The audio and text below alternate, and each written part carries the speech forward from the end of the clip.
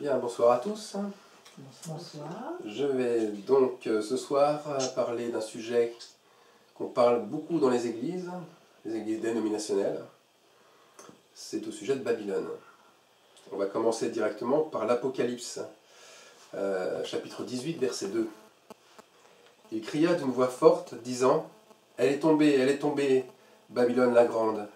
Elle est devenue une habitation de démons, un repère de tout esprit impur, un repère de tout oiseau impur et odieux. » Mais qui est cette Babylone? Cette ville d'Irak est nommée la grande cité qui a son règne sur les rois de la terre. Elle personnifie le système religieux et politique le plus vieux au monde. La tour de Babel nous donne un aperçu. Les hommes cherchaient dans leur construction à s'élever par eux-mêmes le plus haut possible. Cette édification est, vous l'avez compris, un système de pensée qui implique une hiérarchie verticale et une confiscation des pouvoirs. Les pouvoirs d'un groupe ne reposent plus que sur une élite qui gère et qui dirige les autres. Le résultat, je crois qu'on est en plein dedans, aussi bien politique, économique, religieux, la décadence, la corruption d'un côté, la soumission aveugle, l'esclavage, l'oppression de l'autre. Nos églises dans le monde sont pour la quasi-totalité régies par ce modèle.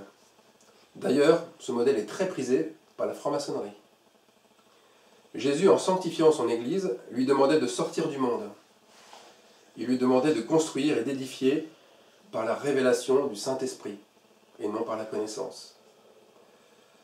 Son gouvernement d'église était basé, et il est toujours basé, sur une répartition horizontale, et non verticale, non pas du pouvoir, mais des fonctions. Les anciens ainsi nommés par le Saint-Esprit n'ont pas fonction de remplacer le Père, c'est-à-dire Dieu, mais de veiller sur le troupeau appartenant au Seigneur lui-même. Alors, le système politique français, que l'on connaît, mais aussi mondial, est construit sur le modèle babylonien. Ce modèle est en train de vivre ses derniers jours. Je pèse mes mots, ces derniers jours.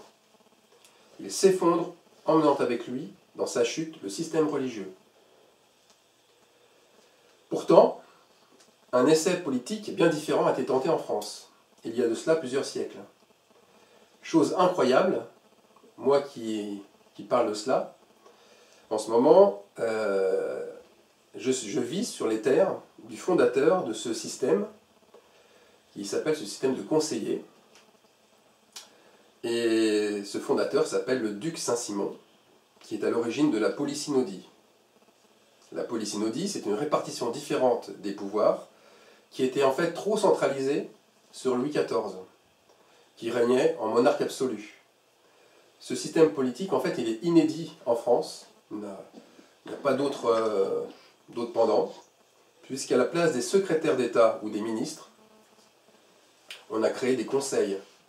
Et ils appelaient ça des petits troupeaux, où étaient rassemblés pour la première fois la noblesse, des notables, et en plus Philippe d'Orléans a également sélectionné des seigneurs dont les compétences sont prises en considération avant de procéder à leur nomination. Hélas, pendant seulement 3 ans, ce type de gouvernement a été institué en France, pendant la Régence, après la mort du roi Soleil et juste avant le règne de Louis XV. En fait, 7 conseils se sont succédés entre 1715 et 1718. Ces conseils polysynodiques étaient censés n'avoir aucun pouvoir propre de décision. Leur rôle se limitait à préparer celles qui seraient arrêtées au conseil de régence pour les faire exécuter. Mais, en fait, la lenteur du système, les oppositions fréquentes entre les membres du même conseil encouragèrent finalement un retour au secrétaire d'État. La polysynodie fut supprimée le 24 septembre 1718.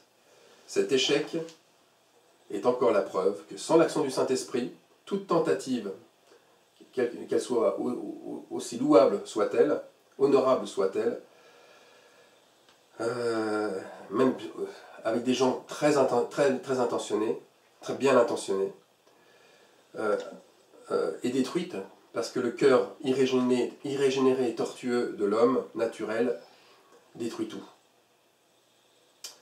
Alors, où sont les rois et les puissants dans Babylone aujourd'hui? Pourquoi autant de croyants appelés à un ministère, après avoir tant brillé et tant travaillé pour le Seigneur, tombent les uns après les autres? Pour cela, je vais vous lire Apocalypse 6, verset 13 dans la Bible Summer. Les étoiles du ciel s'abattirent sur la terre, comme font les fruits verts d'un figuier secoués par un gros coup de vent. C'est très curieux, c'est qu'aujourd'hui on est vraiment secoué aussi par un gros coup de vent. On est en pleine tempête. Et on a même un exemple, c'est qu'il y a un morceau de... un panneau qui a volé sur le cours central de Roland-Garros, parce qu'on est en plein Roland-Garros en ce moment. Et voilà, moi, ça m'a fait penser un petit peu à ce coup de vent qui s'abat aussi sur les fruits verts du figuier et qu'il faut tomber en fait les figues. Donc voilà, c'est pour juste donner un peu ce petit clin d'œil. Les étoiles du ciel qui s'abattent, en fait c'est ces hommes, parfois aussi ces femmes, tant inspirés, appelés à un ministère prodigieux, d'apôtres, de pasteurs, d'évangélistes, de prophètes, manifestant des dons spectaculaires, de guérison, de délivrance. Ils tombent dans le péché actuellement. Ils sont secoués justement par ce vent violent venant de l'esprit. Alors pourquoi une telle contradiction alors qu'eux-mêmes auparavant dénonçaient ces mêmes péchés et réveillaient les croyants en leur disant de sortir d'un système religieux apostate? Pourquoi ne voient-ils plus leurs péchés que chez les autres? Si on lit Apocalypse 3, l'église de Laodicée, ils n'ont besoin de rien, ils se sont enrichis, mais pourtant ils sont pauvres, misérables, pitoyables, aveugles et nus.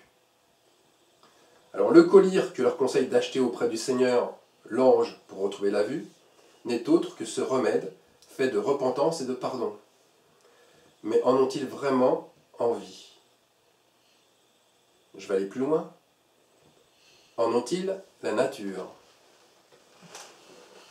Ils connaissent et mesurent les conséquences, la fin de leur crédibilité, la fin de leur prospérité, la fin de leur domination et la fin de leur règne. En tous les cas, les démons, tous ces esprits impurs auxquels ils ont donné accès, mettent la pression, dans ces derniers temps, pour qu'ils restent des chefs, autocrates et oppressants. Mes chers frères et sœurs, remarquez bien qu'après avoir goûté aux délices du pouvoir et de l'argent, ces hommes se sont crus inébranlables, bénis de Dieu, irrépréhensibles. Ils se sont mis dans une position hiérarchique la plus haute, faisant partie de la caste des intouchables. Mais quelle faiblesse, quelle arrogance! En prenant une position d'enseignant des Écritures, ils se sont mis sur un piédestal. Les brebis sont devenues pour eux un troupeau d'incultes qu'il fallait tondre, mais aussi leur attacher ou leur briser les pattes, parce que sans cesse tombant dans les mêmes péchés. Ces esprits dominateurs se sont endurcis en ne prenant plus en compte les remarques ni les reproches des uns et des autres. Finalement, ils ont pris la place du Seigneur et sont devenus des usurpateurs. Ils ne sont pas plus forts que les autres. Ils ont cru que Dieu pardonnerait leurs fautes, en tout cas facilement leurs fautes, au vu du sacrifice qu'ils ont fait pour lui. Mais quel égarement! Quelle tromperie pour eux-mêmes et pour les autres ensuite. Donc pourquoi êtes-vous surpris? Dieu les a pourtant bien mis en garde. Lisons 2 Timothée 3,5. Timothée décrit la personnalité séductrice et charnelle de ces imposteurs tyranniques. Pour cela, ce disciple accompli, qui est Timothée, met en garde tous les croyants que, en fait, ce genre de personnes séviront surtout dans les derniers jours, c'est-à-dire dans la période finale de l'histoire de l'Église. Voilà comment il décrit ces hommes. Ce sont des hommes idolâtres d'eux-mêmes, avares, vains, orgueilleux, blasphémateurs, désobéissants, ingrats, profanes, sans affection naturelle, sans fidélité, calomniateurs, incontinents, cruels, haïssant les gens de bien, traîtres, téméraires, enflés d'orgueil, amateurs des voluptés,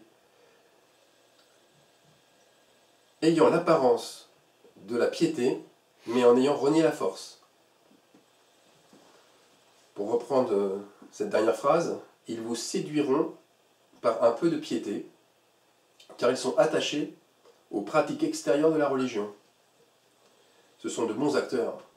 Ils savent mentir, ils savent dissimuler, cacher leur nature pécheresse et orgueilleuse. Ils parleront comme de véritables chrétiens. Ils pourront vous émouvoir sur leurs bonnes intentions, vous citeront une parole biblique appropriée à votre besoin. Ils prieront pour vous, feront des miracles, mais il manquera la force. Cette force, on sait, c'est l'esprit et c'est les fruits. La solution est malheureusement radicale. Et j'insiste sur le mot radical. Ne cherchez pas à les convaincre de péché. Ne cherchez pas à les ramener à la raison. C'est une cause perdue. La Bible nous dit « Éloigne-toi de tels gens » ou « Éloigne-toi de ces gens-là ». Ou alors, elle nous dit « Sortez du milieu d'elle, mon peuple » ou « Sortez du milieu d'eux, mon peuple » afin que vous ne participiez point à leurs péchés et que vous n'ayez point de part à leurs fléaux. Dieu les a prévenus au travers de nombreux récits bibliques. Pas seulement dans le Nouveau Testament avec Timothée, ou encore Paul aussi en parle, mais aussi dans les livres des rois et des chroniques. La chute des rois de Juda et d'Israël nous en donne de multiples exemples. On va prendre par exemple le roi d'Israël, Saül, premier roi d'Israël. À l'origine, Saül était dans le péché de la divination, mais lorsqu'il fut couronné roi, il fit ce que lui demandait le prophète Samuel. Il chassa du pays tous les devins, les diseurs de bonne aventure, les sorciers et autres personnes consultant les morts et faisant de l'astrologie. Mais son péché d'orgueil, sa soif de pouvoir, sa jalousie contre David, l'entraîna à renier ce qu'il avait vomi lui-même. Il tomba dans son péché premier, en allant consulter la magicienne d'Endor. Cela lui coûta la vie dans le sens où il ne put supporter les conséquences de son péché, et il mit fin lui-même à son existence. Deuxième exemple. Un autre roi, très connu aussi, fils de David, le roi Salomon. Le roi Salomon eut le même cheminement. Il demanda au Seigneur de la sagesse, qu'il la lui donna sans compter. Nous pouvons nous-mêmes mesurer l'étendue de son intelligence en parcourant le livre des Proverbes. Pourtant, cela ne l'a pas empêché de tomber. Il est tombé dans l'orgueil. Il s'est mis au-dessus des lois, comme ses pères. Il tomba dans l'idolâtrie et dans la fornication. Malgré les avertissements du Seigneur, on sait que le Seigneur l'a averti 2 fois, il persévéra dans sa désobéissance et son royaume fut divisé. Enfin, regardons l'exemple du roi judaïte Osias. Osias qui, pendant la première moitié de son règne, il renforça le royaume de Juda comme jamais. Il a fait vraiment ce qui est droit et juste devant l'Éternel. Puis, le scénario s'est répété. Même scénario que pour les autres rois. Il tomba dans l'orgueil. Il profana le temple. Il usurpa la place des sacrificateurs. Son refus de se repentir lui valut d'être impur et exilé jusqu'à sa mort en devenant lépreux. Au final, toutes ces recommandations s'adressent surtout à vous croyants qui avez été manipulés par ces esprits nicolaïtes et destructeurs. La recommandation, c'est ne tombez pas dans l'aigreur. Ne tombez pas dans l'amertume. Surtout, ne vous condamnez pas. Ne vous condamnez pas d'avoir été aveuglé et ne vous jugez pas indigne. C'était dans le plan de Dieu. Tout était dans le plan de Dieu. Que vous preniez un tel chemin de ronces et d'épines. C'était écrit que l'Église serait forte et fragile à la fois, car elle est faite de 2 matériaux qui sont contraires, l'argile et le fer. On a l'exemple dans la statue de la vision de Daniel. Elle montre bien qu'une pierre s'est détachée et qu'elle a été brisée, les pieds de la statue ont été brisés par cette pierre. Et on sait que cette pierre, en fait, a séparé l'argile du fer. L'argile, c'est ce qui est vil, le fer, c'est ce qui est précieux. C'est la première étape de la chute de Babylone. Car les pieds de la statue en s'écroulant ont fait naître un deuxième royaume, celui du Seigneur, et celui-là demeurera éternellement. Aussi ne soyez pas attristés que le fer n'ait pu s'allier avec l'argile, car ce n'étaient pas des alliances humaines. Elles n'étaient pas des alliances... C'était des alliances humaines, ce n'étaient pas des alliances divines. C'était une question encore de nature. Mais louez le Seigneur de comprendre maintenant ces choses. Le fait de les avoir vêtues font de vous un croyant qui a vaincu, en vivant dans l'injustice, en acceptant d'avoir été tondu, d'avoir été lié, d'avoir été cassé, brisé pour une cause déloyale. C'est une perle de grand prix. Cette perle, elle brille sur votre couronne. Ne méprisez pas ce que vous avez vécu, mais présentez ce renoncement comme une offrande faite pour notre Seigneur. Parlez, témoignez de ces choses avec joie et fierté, car Jésus vous appelle, il vous rappelle, heureux ceux qui sont persécutés pour la justice, car le royaume des cieux est à eux. Et j'aimerais, pour finir, rappeler